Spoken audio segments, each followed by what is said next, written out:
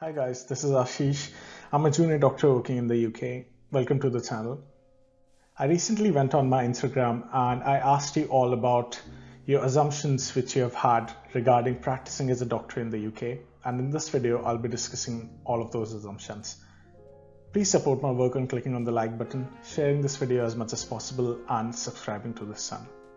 Let's start with this video. First one is from Dr_Ali537, and it's I assume less classes and more hospital jobs compared to India. I think the opposite is true. In India, in the postgraduate training, we are not really taught anything and we are expected to learn things on the job and just by going back and reading books, and we don't really have a lot of time to do that. Most of the people learn by watching their seniors and they learn a lot of imperfect things because even their seniors are not that much trained, and a lot of junior doctors don't have a lot of time to go back and read because they are too busy working. So it's very opposite to that in the UK, where you have proper training and proper teaching, and there's a educational supervisor, there's a clinical supervisor who sits with you. They decide on your personal development goals and then they help you improve on your weak areas, and it's a very structured approach to training. So yes, in UK we have more classes and we have hospital jobs as well, but the training is quite good. The next one is that IMGs, particularly Indians, are choosing GP over other specialties. Reason: I'm not really sure about whether IMGs are really choosing GP over other specialties or not, because we don't have proper data to say this. Maybe your friends are choosing GP over other specialties, or maybe you have seen a lot of people who are going for GP training and that's why you have felt that way. But I have known lots of friends from India who are into surgery, into radiology, they're into orthopedics and lots of other branches. So I'm not really aware of this trend. But a lot of people go for GP training because GP training has a lot of benefits in terms of work-life balance and in terms of the ability to choose their working hours. And I have made a separate video talking about all the pros of GP training, but then there are some other things which are not so good in GP training, such as busy working hours at times and the aspect of taking a lot of grey decisions because you don't have investigations and things available to make clinical decisions in the GP practice. So yeah, it has its pros and cons. The next few assumptions are around money. So Turtle Dove says they make less money. Ali Rajput says they don't earn enough to support a family in the UK. Honey Gajra says that doctors in UK don't earn much as doctors in the US. And Kidden Zen says most of them think UK doctors don't get paid as much. Is this true? Okay, let's talk about all of this. So the statement that doctors in the UK don't earn much as doctors in the US, that is absolutely true. Consultants in the US make way more money than consultants in the UK. But when you just look at the money aspect of it, you don't really see what kind of working hours they have. So if you are in a private practice in the US, it's quite a stressful job and you have to be at workplace all the time. You'll have days where you are feeling burnt out. You'll have days when you are sleep deprived, but yeah, you'll be working because you are just constantly trying to earn that higher amount. And I think that is being a slave to money. The next thing is that people in the US who are trainees, they work for like 100 to 120 hours a week. And that's a really poor work-life balance because there's very high suicide rates, very high stress rates amongst trainees in the US, and there have been multiple incidents where people have come up on social media and said that. But in the UK, when you're working as a junior doctor or maybe a senior doctor, you're working 48 hours a week, which is amazing. So when I'm working as a trainee in the UK, I can work in my hospital, learn things. I can go back to my my house in time, and I can focus a lot on my hobbies. I code in my free time, I walk around the woods in my free time, I play music, I compose music. And if I was in the US, I would have never done this. So it's all about what you want from life. If you just want to see the money rising in your bank, even if you're like really unhappy, you can always choose that. But according to my mindset, I always prefer happiness first. So even if I'm paid less, but if I have more freedom, if I have more time, I'll just choose countries like that which give me that option. The statement that doctors don't earn enough to support a family in the UK, I think this comes from a very regressive ideology. A lot of people on social media say that. When I was preparing for my PLAB exams, I heard this a lot, and there were like really good doctors like Dr. Nasir Khan and Dr. Omar Alam who have amazing blogs which I followed, and they always said that this is a really false statement. And I think this comes from a lot of jealous people as well, but I'll tell you, this is absolutely false. If you are working as a doctor in the UK, you are earning really well. The next few assumptions are about private practice in the UK. So Not for the Gram says UK doctors aren't able to set up flourishing private practices and they get overshadowed by NHS services, and Kamal says there is no private practice in the UK. Let's talk about both of these. So there is private practice for doctors in the UK. I know a lot of surgeons and general practitioners who have their private practices and they earn their money through that. And this statement that UK doctors can't set up their own private practices is absolutely false. I know a lot of people who earn their money through private practice and they're doing very well through that. This is true that the NHS services dominate the healthcare industry, and most of the services are provided by the government through NHS. So the private practice is not that huge as compared to the US, but there definitely is private practice in this country. The next few assumptions are about training in the UK, and these are a bit surprising. So Karnav Kapoor says, the PLAB Telegram owner said it is impossible to become a surgeon radiologist. Make your group.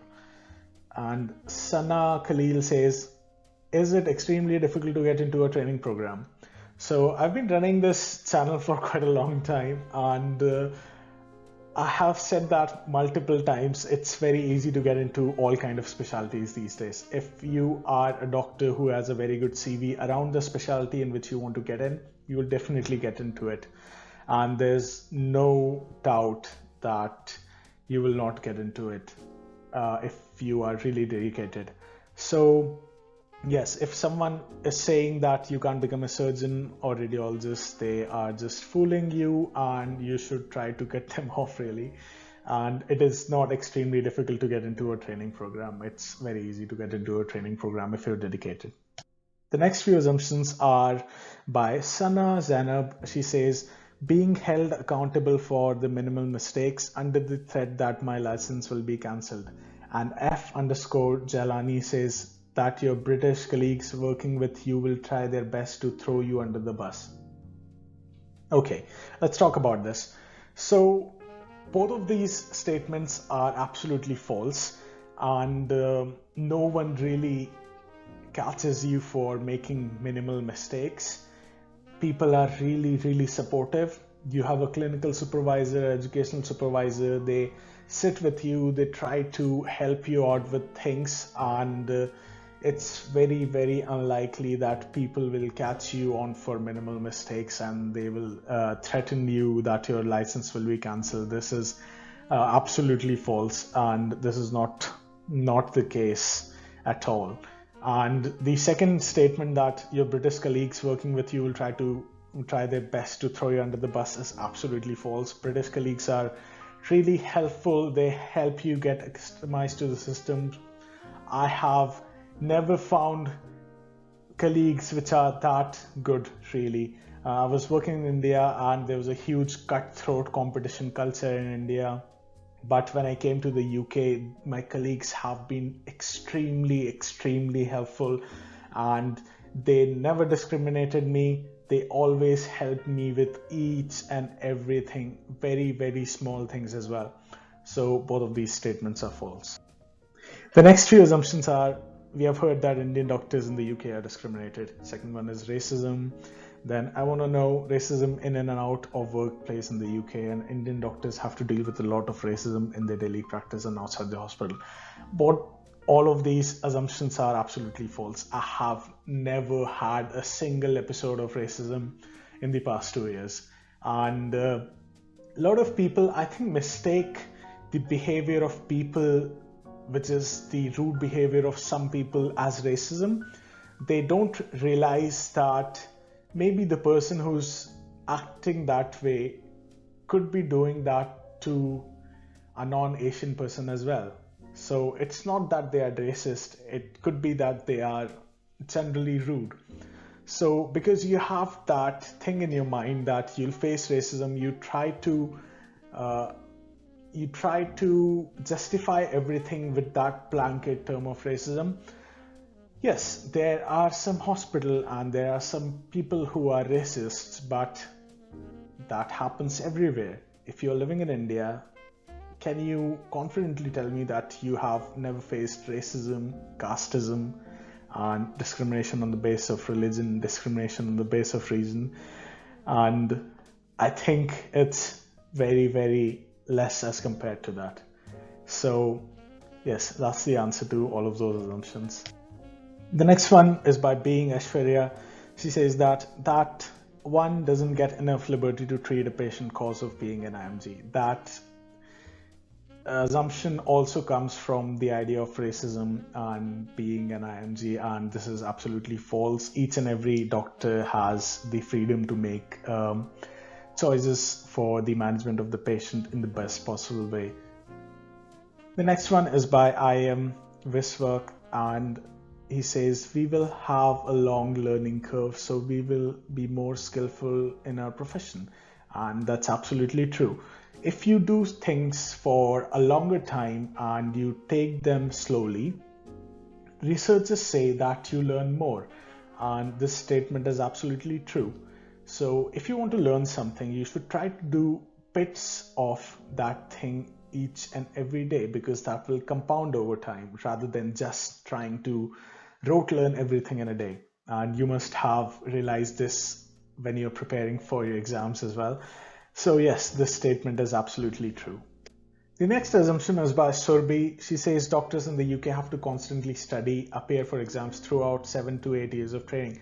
This is absolutely true. Doctors in the UK, when they go for medicine, they have to go for multiple parts of MRCP. If you are training to become a surgeon, you have to go for multiple parts of MRCS and then FRCS. If you're going for any other specialties, you have lots of exams as well. So yes, you'll have to constantly study and appear for exams throughout training till you become a consultant. The second one is by Shehzad. It is that too much lengthy residency program. Okay, so I don't believe in this statement, because when you train as a doctor in India, you go for 3 years of the JR-ship, then you become a senior resident, then you become associate professor, assistant professor, and then you finally become a professor, which is a consultant. And it takes a lot of time to become a consultant in India.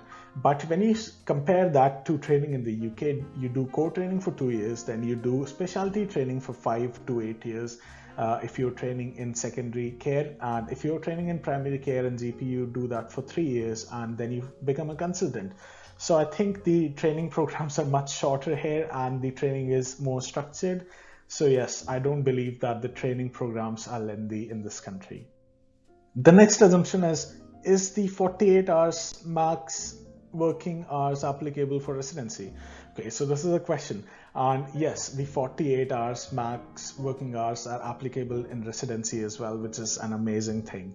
So if you are in the UK, you have a really good work-life balance, believe me.